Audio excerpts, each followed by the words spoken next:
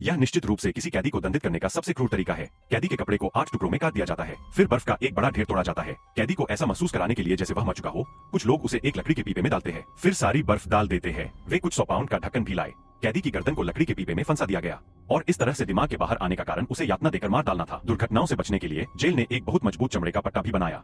इसे बस धीरे से लकड़ी के पीपे पर कसना होता है। दूसरा पक्ष चाहे जितनी भी संघर्ष करे, वे बाहर नहीं निकल सकते। बिना किसी एहसास के उसका शरीर धीरे धीरे अकड़ गया। उसके चेहरे का भाव भी बहुत गंभीर था। उसने मुश्किल से अपना सिर घुमाकर बगल में देखा। उसने पाया कि बगल के कैदी को भी लंबे समय तक बर्फ में भिगोया गया होगा। इस समय उसकी आंखें कमजोर थीं, लेकिन इस जेल ने कभी भी किसी कैदी को आसानी से मरने नहीं दिया। जब यातना लगभग पूरी हो जाती है तो जेल उन्हें चेतावनी देने के लिए एक डॉक्टर की व्यवस्था करती है। यह सुनिश्चित किया जाता है कि वे तुरंत न मरें। फिर जेल गार्ड कैदी पर गर्म पानी डालेगा। बर्फ और आग का यह स्वाद किसी भी व्यक्ति के रोंगटे खड़े कर देता है। इसके बाद कैदी को एक छोटे अंधेरे कमरे में डाल दिया जाता है। उन्हें अंधेरे में निराशा और डर महसूस करने दिया जाता है। इससे भी अधिक क्रूर बात यह है कि छोटा काला घर नियमित रूप से कुछ समय के लिए अपनी खिड़कियां बंद कर देगा। आखिरी कैदी अंधेरे में डर के मारे मर गया था।